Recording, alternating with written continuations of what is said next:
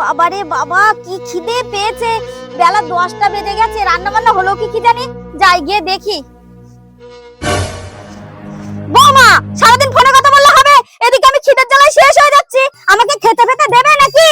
এই তো মা, হয়ে গেছে, এক্ষুনি দিচ্ছি। তাড়াতাড়ি দিলে দাও, না হলে আমি আর খাবো না।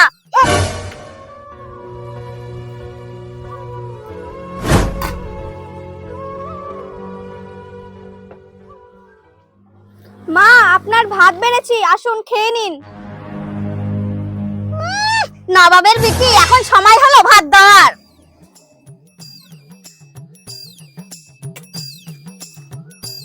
আরে, এখানে দাঁড়িয়ে দাঁড়িয়ে কি দেখছো? কলতলায় আমার শাড়ি ভেজানো আছে, যাও ওগুলো গিয়ে ধুয়ে দাও গা। বলছি কি মা, আজকে না আমার শরীরটা ভালো নেই, আপনার শাড়ি কটা আপনি একটু ধুয়ে নিন না। কি? যত বড় মুখ না তত বড় কথা। আজকে আসুক আমার খোকা বাড়ি, তারপরে তোমাকে দেখাচ্ছি মজা। যত সব নাটক দেখলে গা পুরো জ্বলে যায়। এই সংসারে সকাল থেকে এত কাজ করি, তবুও কারো কাছে নাম পাই না।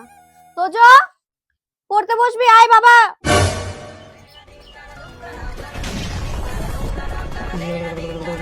এই দাঁড়া, তোর বউ সারাদিন ধরে ফোনে কথা বলে, আমাকে টাইম মতো দুটো খেতেও দেয় না। এখন তুই বল, তোর বউকে কি করবি? কি? ওর এত বড় সাহস! দাঁড়াও দেখছি।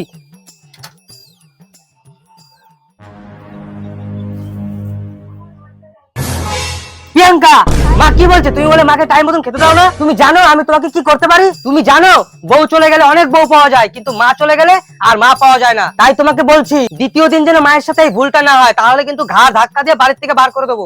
কি বলেছো বাবা? বউ চলে গেলে বউ পাওয়া যায়, মা চলে গেলে মা পাওয়া যায় না। তাই আমার মাকে নিয়ে আমি চলে যাচ্ছি, তোমার মাকে নিয়ে তুমি থাকো। ঠিকই বলেছে রে খোকা, তোর ছেলে আজকে আমাদের চোখ খুলে দিয়েছে। বৌমা, তুমি আমাকে ক্ষমা করে দাও।